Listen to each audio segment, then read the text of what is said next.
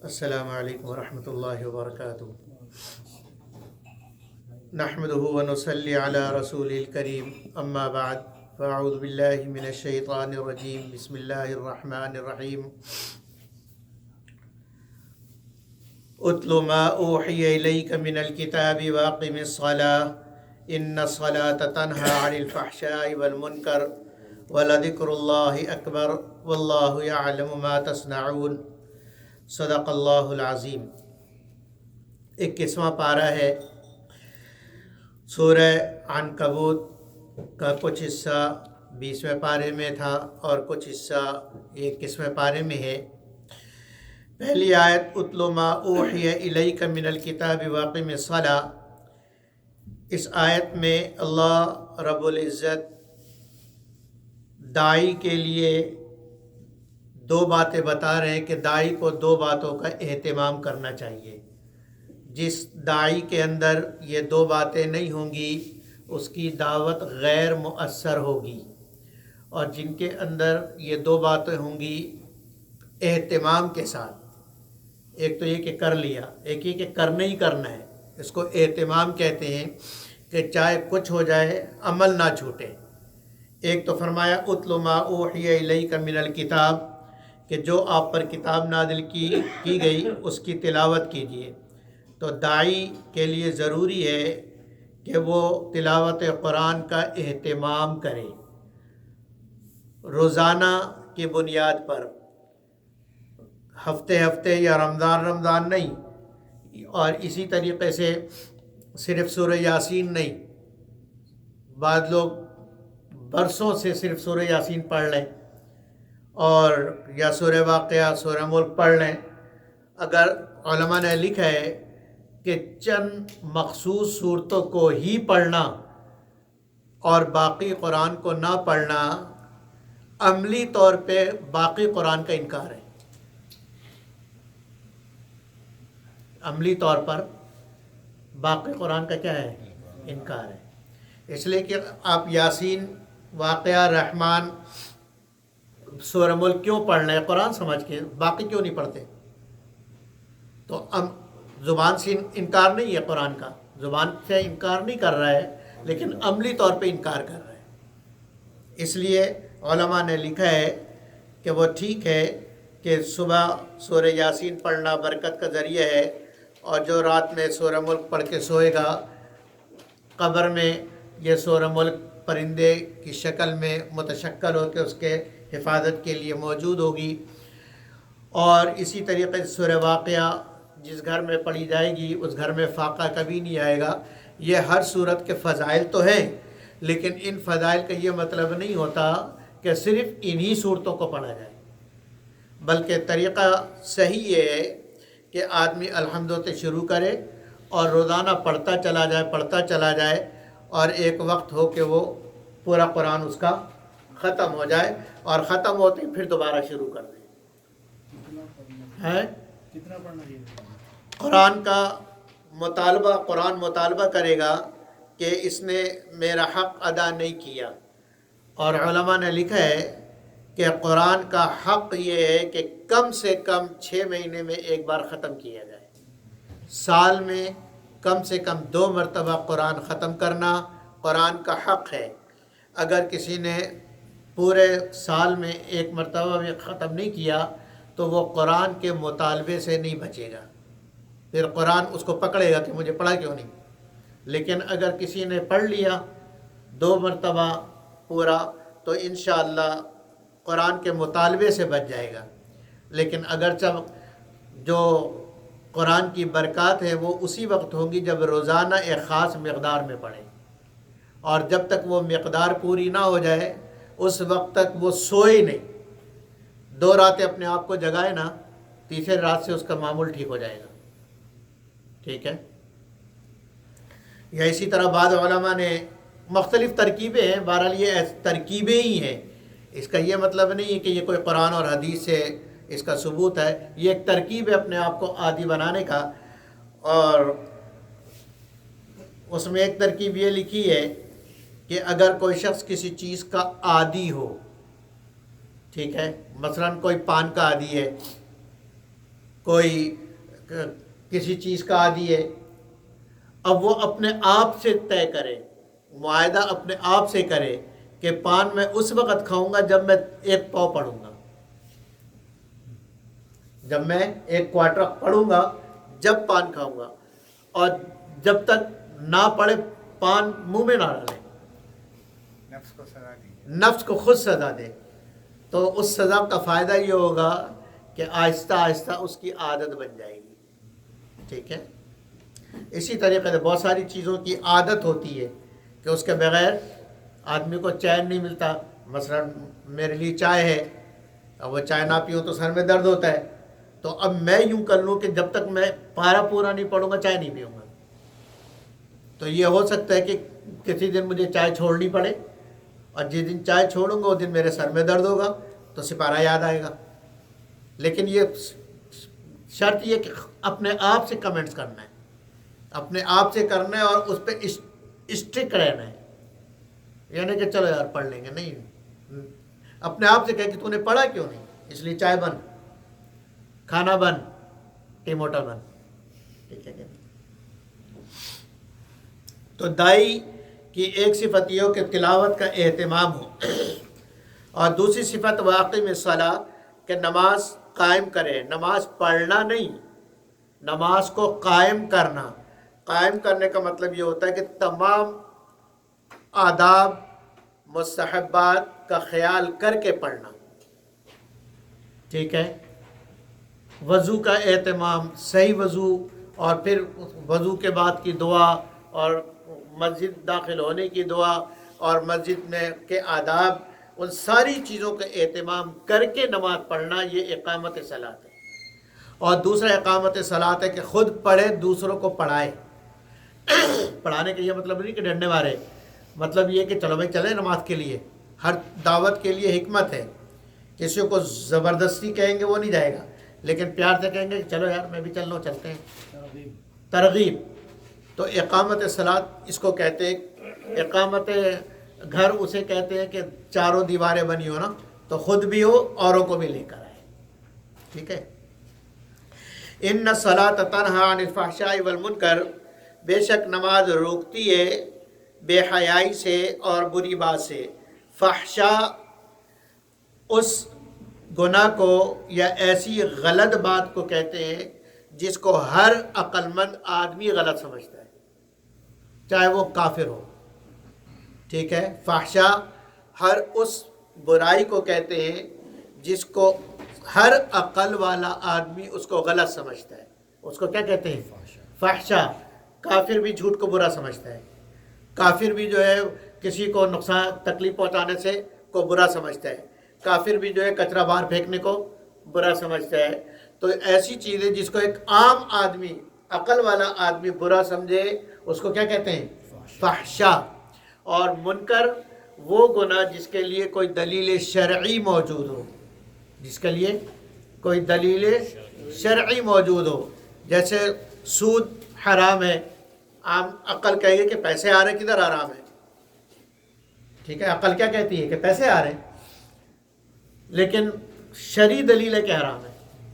تو منکر اس گناہ کو کہتے ہیں کہ جس کے لیے شرعی دلیل موجود ہو. ایک بات. دوسری بات یہ فرمایا کہ نماز روکتی ہے بے حیائی سے اور بری بات سے. نماز روکتی ہے، نماز چھوڑاتی نہیں ہے. گہری بات کر رہا ہوں. نماز روکتی ہے، نماز چھوڑاتی نہیں ہے.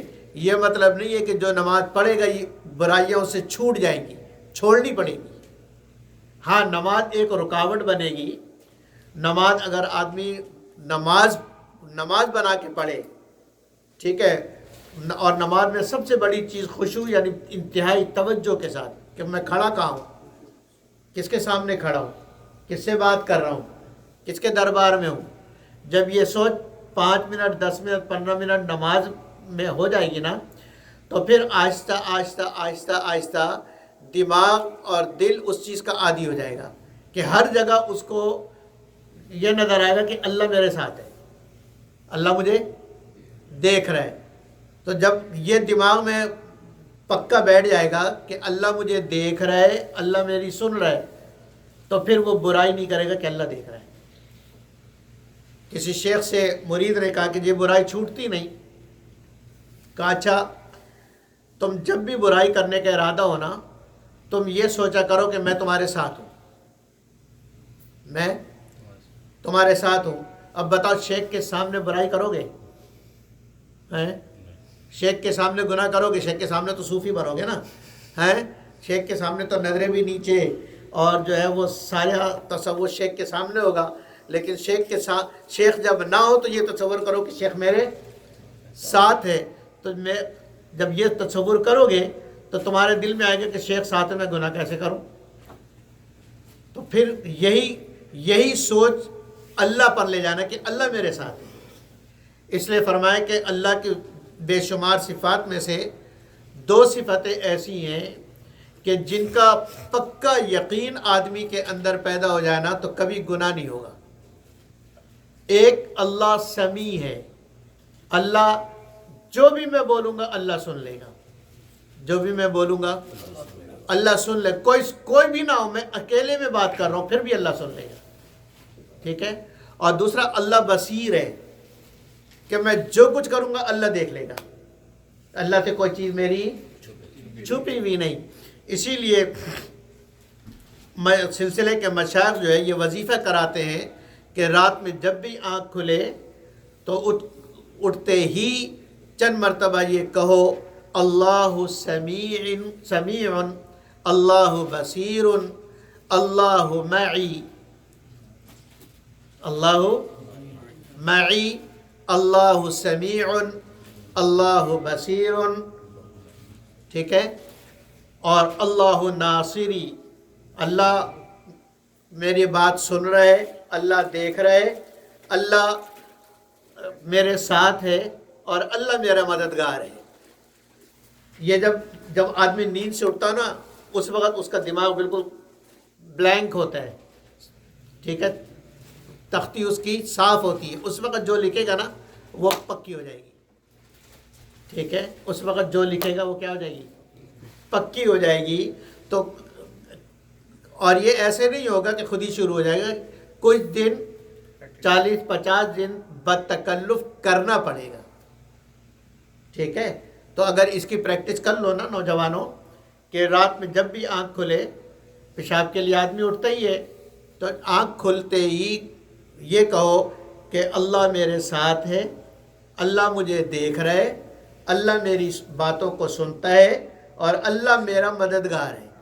تو جب پھر یہ سوچو کہ جب اللہ میرا مددگار ہے اور جب اللہ میرے ساتھ ہے تو مجھے کسی سے ڈرنے کی ضرورت ہی کوئی نہیں.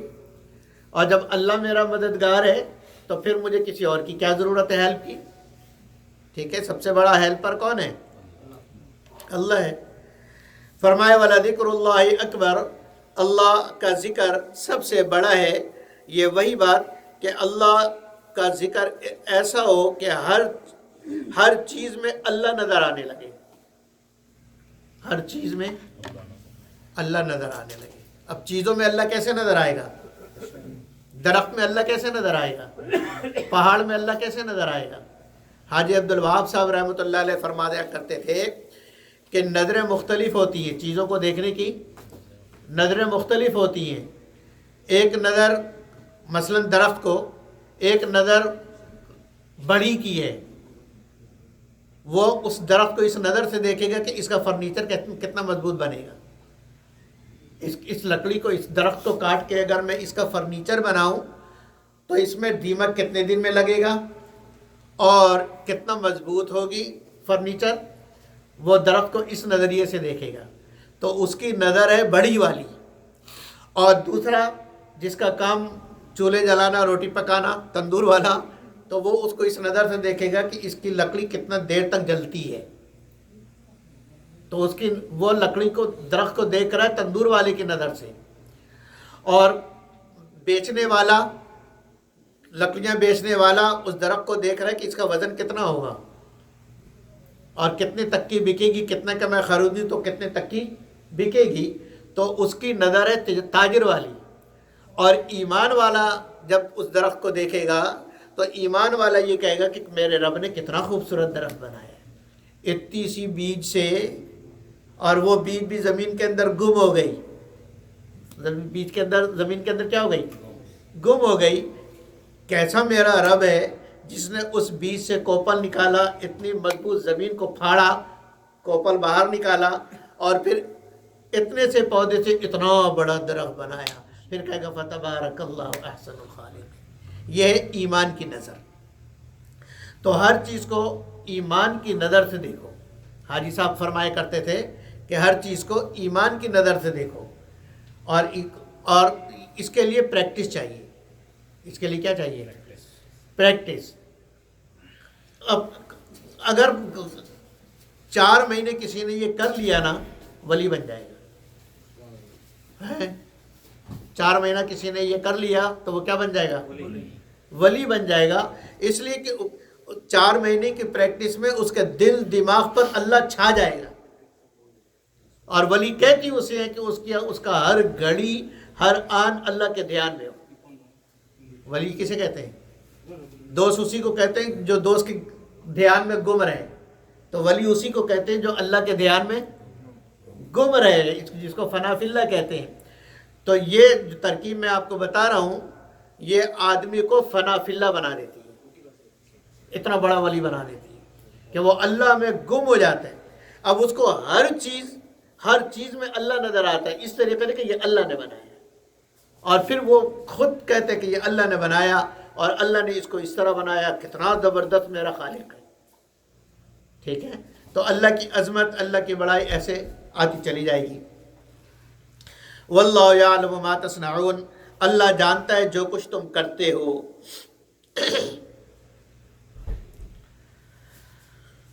ولا تجادلوا اہل الکتاب الا بالتی ہی احسن. دائی کے لیے فرمایا کہ اہل کتاب سے جھگڑا مت کرو مگر اچھے طریقے سے. الا الذین ظلموا منہم.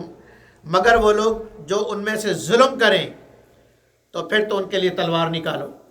پھر کیا نکالو؟ وقولوا آمنا بالذی انزل الینا. اور ان سے کہو کہ ہم تو ایمان لاتے ہیں اس چیز پر، ان کتابوں پر جو ہمارے طرف نازل کی گئی. وانزل الیکم. اور جو تمہارے طرف نازل کی گئی. وَإِلَٰهُنَا وَإِلَٰهُكُمْ وَاحِدٌ. ہمارا معبود اور تمہارا معبود ایک ہی ہے. وَنَحْنُ لَهُ مُسْلِمُونَ. اور ہم تو مسلمان ہیں.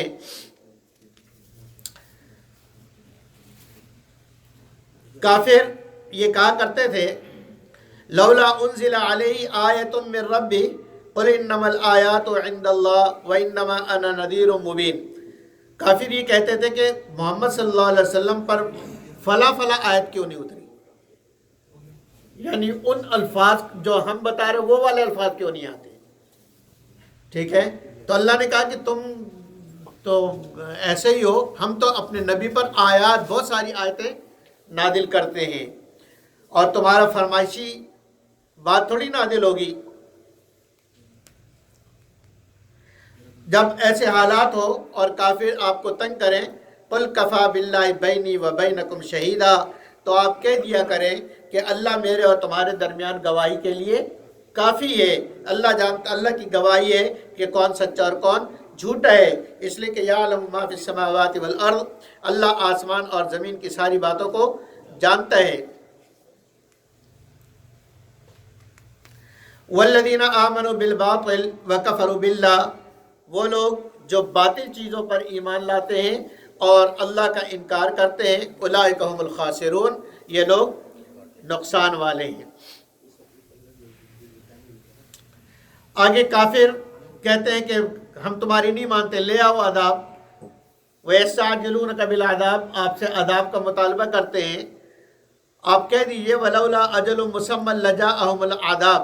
اگر اللہ کی طرف سے ایک وقت مقرر نہ ہوتا تو ابھی تمہارے گناہ ایسے ہیں کہ تم پر عذاب آ جاتا. لیکن اور آئے گا وَلَا يَأْتِيَنَّهُمْ بَغْتَةً. اچانک عذاب آئے گا.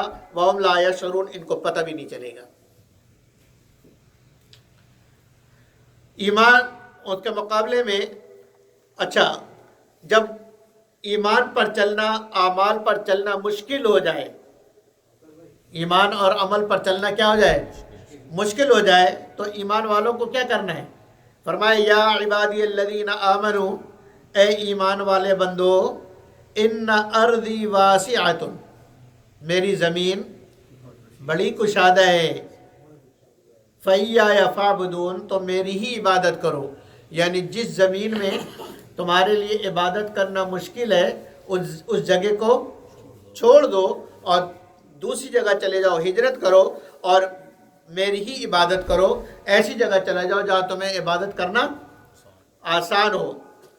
اب آگے سوال ہوگا کہ جی یہاں تو کاروبار جمع ہوا ہے، روزگار لگا ہوا ہے، اگر یہاں چھوڑ کے کہیں اور چلے جائے تو وہاں روزگار کا کیا ہوگا، کھانے پینے کا کیا ہوگا؟ تو اللہ نے تسلی دی، وَكَأَيٍّ مِّن دَابَّةٍ، کتنے لاکھوں جانور ہیں، لا تحمل رزقها، جو اپنا کھانا اٹھائے نہیں پھرتے.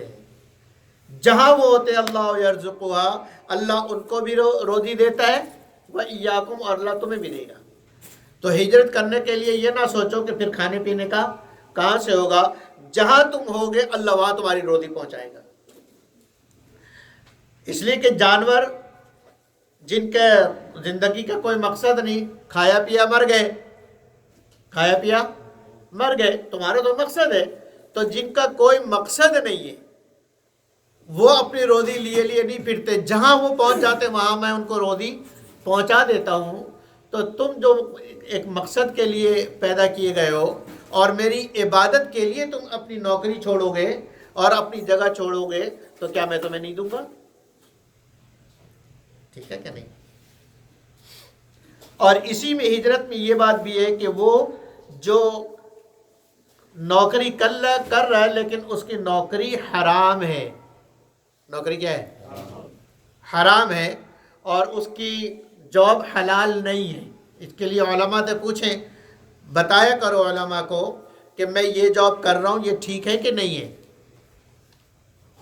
علماء انشاءاللہ آپ کو نقصان سے بچا لیں گے. آپ ورنہ علماء سے رابطہ نہیں رکھو گے، اپنے آپ اپنا نقصان کر بیٹھو گے. علماء سے پوچھو، انشاءاللہ وہ علماء آپ کو نقصان سے بچائیں گے اور آپ کو بتائیں گے کہ بھائی یہ ٹھیک نہیں ہے، یہ ٹھیک ہے. سمجھ آؤ گے کہ نہیں؟ تو اب ایک شخص حرام جاب کر رہا ہے یا حرام کام کر رہا، یہ حکم اس کے لیے بھی ہے کہ یا عبادی الذین آمنوا ان ارضی واسعہ، کہ حرام کمائی کو چھوڑ دو اور وہاں جاؤ جہاں حلال تمہیں ملے. اور اس کا طریقہ کیا ہے کہ حرام کو چھوڑ دو، حلال کو تلاش کرو. اس لیے کہ جب حرام روزی تم کما رہے تھے اس وقت تمہیں اللہ کھلا رہا تھا. جب حرام چھوڑو گے اللہ کے لیے تو تمہیں حلال نہیں کھلائے گا، اللہ تمہیں حلال بہت اچھا کھلائے گا. آگے سوال کہ تم اللہ کی ربوبیت پہ غور کرو. وَلَئِن سَأَلْتَهُم مَّنْ خَلَقَ السَّمَاوَاتِ وَالْأَرْضَ وَسَخَّرَ الشَّمْسَ وَالْقَمَرَ لَيَقُولُنَّ اللَّهُ، اگر آپ ان سے پوچھیں کہ آسمان زمین کو کس نے پیدا کیا، سورج اور چاند کو کس نے مسخر کیا، تو یقیناً ان کا جواب ہوگا کہ اللہ نے کیا. فَأَنَّىٰ يُؤْفَكُونَ، پھر وہ کدھر اللہ کو چھوڑ کے جاتے ہیں. اللہ یبسط الرزق لمن یشاء من عبادہ ویقدر لہ، اللہ یہ جس کے لیے چاہتا ہے روزی کشادہ کر دیتا ہے، جس کے لیے چاہتا ہے تنگ کر دیتا ہے. یہ اللہ کی حکمت ہے کہ کس کو کتنی ملنی چاہیے. اس کے بعد آخری آیت میں فرمایا والذین جاہدوا فینا لنہدینہم سبلنا، کہ وہ لوگ جو مجاہدہ کرتے ہیں، مشقت اٹھاتے ہیں، محنت کرتے ہیں، فینا ہمارے راستے میں، لنہدینہم سبلنا، تو ہم ان کے لیے بہت سارے راستے کھول دیتے ہیں. ہم ان کے لیے بہت سارے راستے کھول دیتے ہیں. وَإِنَّ اللَّهَ لَمَعَ الْمُحْسِنِينَ، اللہ رب العزت نیکی کرنے والوں کے ساتھ ہے. اس آیت کے اندر اللہ رب العزت یہ بتا رہے ہیں کہ مجھ تک پہنچنے کا ایک راستہ نہیں ہے، مجھ تک پہنچنے کا ایک راستہ نہیں ہے، دین کی محنت کا ایک راستہ نہیں ہے. لہذا کسی ایک چیز میں منحصر کر دینا کہ دین کے پھیلنے کا صرف یہی ایک طریقہ ہے، یہ بہت بڑا ظلم ہے. یہ بہت بڑا کیا ہے؟ ظلم ہے، اس لیے کہ دین کے پھیلنے کا اور دین کے آنے کا صرف ایک طریقہ نہیں ہے۔ انبیاء علیہ السلام کو مجموعی طور پہ اگر دیکھا جائے تو انبیاء علیہ السلام کے 3 کام ہیں۔ کتنے کام ہیں؟ 3 کام۔ نمبر 1 اشاعت دین، نمبر 2 دفاع دین، نمبر 3 نفاذ دین۔ بولو۔ نمبر 1 اشاعت دین، کہ دین کو پھیلانا ہے، ٹھیک ہے۔ نمبر 2 دفاع دین، دین کے لیے دفاع کرنا، ٹھیک ہے، کافروں سے، یہودیوں سے مختلف انداز میں دین کا کیا کرنا؟ دفاع کرنا۔ تو اور تیسرا ہے نفاذ دین، کہ دین کو نافذ کیسے کرنا، اس کو عمل میں کیسے لانا ہے، لوگوں کو عمل کیسے کرانا ہے۔ اور اس کے لیے انبیاء علیہ السلام نے 4 طریقے اختیار کیے۔ کتنے طریقے؟ 4 طریقے۔ تقریر کا، تحریر کا، نبی صلی اللہ علیہ وسلم نے دعوت زبانی بھی دیا، خطوط بھی لکھے۔ تقریر کا، تحریر کا، مناظرے کا اور جہاد کا۔ یہ 4 طریقے ہیں دین کے پھیلانے کے لیے: تقریر، تحریر، مناظرہ اور جہاد۔ اور انبیاء علیہ السلام نے کسی ایک طریقے کو نہیں، سارے طریقوں کو اختیار کیا، ٹھیک ہے۔ تو کسی ایک طریقے میں منحصر کر دینا یہ ظلم ہے۔ ایک بات تو یہ سمجھنے کی ہے۔ دوسرا یہ فرمایا کہ والذین جاہدوا، جو مجاہدہ مشقت اٹھاتا ہے، فینا میں اشارہ ہے کہ مقصود اس کا میرا دین ہو، اور میرا دین ملے گا محمد مصطفیٰ صلی اللہ علیہ وسلم سے، لہذا تمہارا محنت صحیح ہو، دین صحیح ہو۔ اگر محنت تو صحیح ہے لیکن وہ طریقہ، وہ دین نہیں ہے جو محمد صلی اللہ علیہ وسلم کا ہے، تو اس سے گمراہی پھیلے گی، ٹھیک ہے کہ نہیں؟ ہدایت نہیں پھیلے گی۔ ہدایت پھیلنے کے لیے ضروری ہے کہ مجاہدہ بھی ٹھیک ہو، ایسا مجاہدہ ہو جو محمد صلی اللہ علیہ وسلم نے بتلایا ہو۔ پہلے امتوں میں رہبانیت تھی۔ کیا تھی؟ رہبانیت تھی۔ رہبانیت کا مطلب یہ ہے کہ گھر بار، بیوی بچے اور سب کچھ چھوڑ کے کسی جنگل میں جا کے ڈیرا ڈال لیا، یا کسی غار میں ڈیرا ڈال لیا۔ اس کو وہ لوگ کمال سمجھتے تھے۔ دین اسلام نے اس کی مذمت کی ہے۔ دین اسلام نے کیا کی ہے؟ مذمت کی ہے۔ اور دین اسلام، اللہ کے نبی صحیح حدیث میں فرماتے ہیں لا رہبانیت فی الاسلام، رہبانیت کا یعنی سارے تعلقات ختم کر کے مسجد کے کونے میں بیٹھنا، اس کا اسلام سے کوئی تعلق نہیں ہے۔ سمجھ آ گیا کہ نہیں؟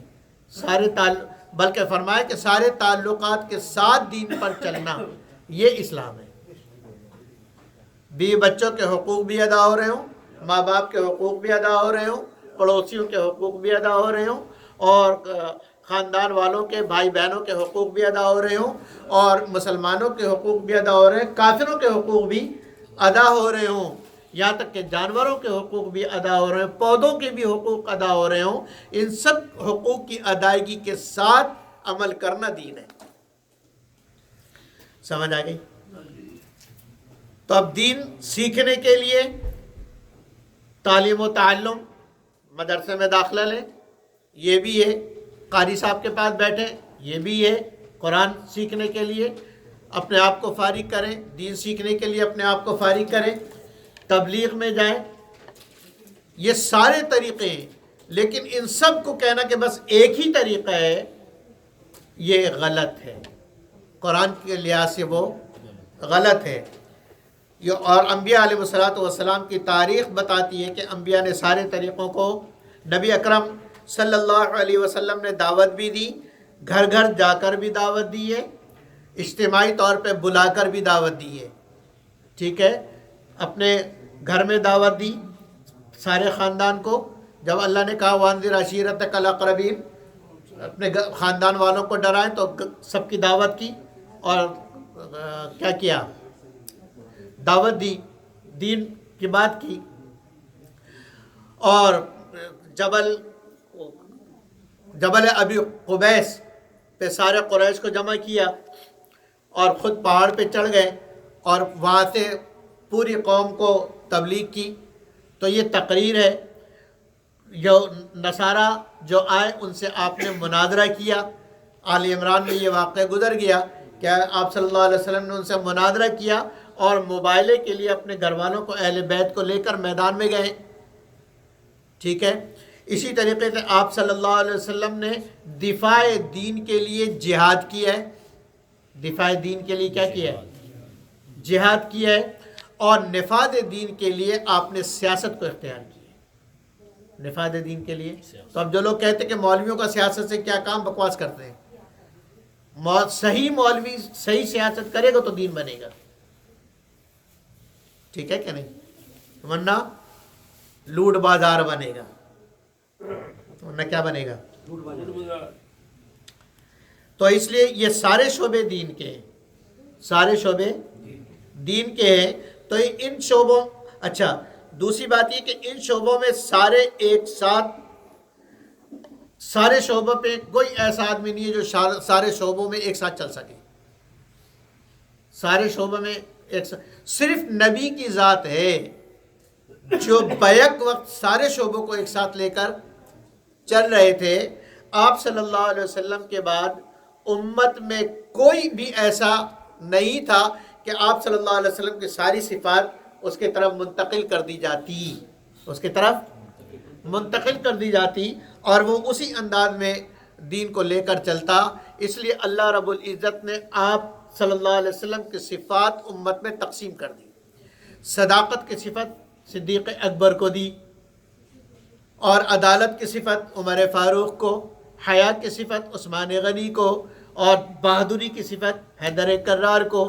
اسی طریقے سے سیاست کی صفت حضرت امیر معاویہ رضی اللہ عنہ کو. تو جتنی بھی تزکیہ، تصوف، یہ ساری صفات، مفسر، تعلیم و تعلم، تفسیر، مفسر ہونے کی صفت حضرت عبداللہ ابن عباس کو دی کہ میرے امت کا سب سے بڑا مفسر ہے. اور حدیث محدث ہونے کی صفت ابو ہریرہ کو دی کہ میرے امت کا سب سے بڑا محدث. تو اب یہ آپ صلی اللہ علیہ وسلم کی صفات اللہ نے امت کے اندر تقسیم کر دیا، اور تاکہ امت کا طبقہ ہر چیز سے فائدہ اٹھا دے. اب ہر ایک آدمی اپنی کیپیبلٹی کے مطابق صداقت میں سے کچھ لے گا، کچھ عدالت میں سے لے گا، کچھ حیا میں سے لے گا، کچھ تفسیر میں سے لے گا، کچھ حدیث میں سے لے گا، اور وہ کامل ہو جائے گا. لیکن پورا کا پورا صادق بن جائے صرف صدیق اکبر ہے. ٹھیک ہے کہ نہیں؟ تو اب صدیق اگر 50% سے زیادہ سچ بول رہا ہے تو انشاءاللہ یہ صدیق میں آ جائے گا. ٹھیک ہے کہ نہیں؟ بہرحال ہمارے مفتی شاہی صاحب دامت برکاتہم نے ایک بار کلاس میں ہمیں فرمایا، یہی بات چل رہی تھی. انہوں نے فرمایا کہ اللہ رب العزت نے اپنے نبی کی صفات کو ساری امت میں بکھیر دیا. ساری امت میں کیا کر دیا؟ کہنے لگے ایک وقت میں آدمی ایک ہی کام کر سکتا ہے، دوسرا نہیں کر سکتا. پھر فرمایا کہ تم لوگ پڑھ رہے ہو، میں پڑھا رہا ہوں. اس وقت ہم میں سے کسی کے ہاتھ میں اسلحہ نہیں ہے تو جہاد ہم نہیں کر رہے. ٹھیک ہے. تزکیہ ذکر والا حلقہ، ذکر ہم نہیں کر رہے. ٹھیک ہے نا؟ تو ایک وقت میں آدمی ایک کام کر سکتا ہے، سارے کام ایک ساتھ نہیں کر سکتا. اور یہ بھی نہیں کہ تھوڑا یہ کر لے، تھوڑا وہ کر لے، تھوڑا یہ کر لے، یہ بھی پسندیدہ نہیں ہے. بلکہ پسندیدہ یہ ہے کہ ایک چیز میں لگ کے اس میں کمال پیدا کرو. جب اس میں کمال پیدا ہو جائے پھر دوسری چیز میں لگو. جب علم حاصل ہو رہا ہو تو کہا جاتا ہے کہ ہلنا نہیں،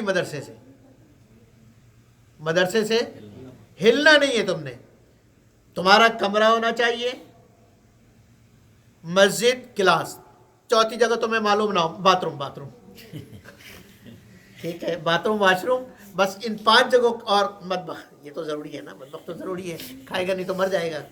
ان 5 جگہوں کے علاوہ چھٹی جگہ تمہیں معلوم نہیں ہونی چاہیے کہ یہاں اس مدرسے میں چھٹی بھی کوئی جگہ ہے۔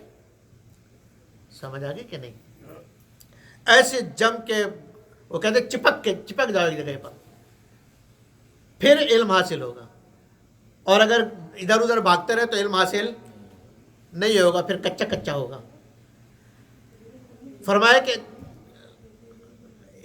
ایک چیز کو شروع کرو، قرآن حفظ کرنا شروع کرو تو بس جم جاؤ جب تک قرآن مکمل نہ ہو جائے، دوسرا کام ہی نہ کرو، پھر جلدی بھی ہو جائے گا، پکا بھی ہوگا۔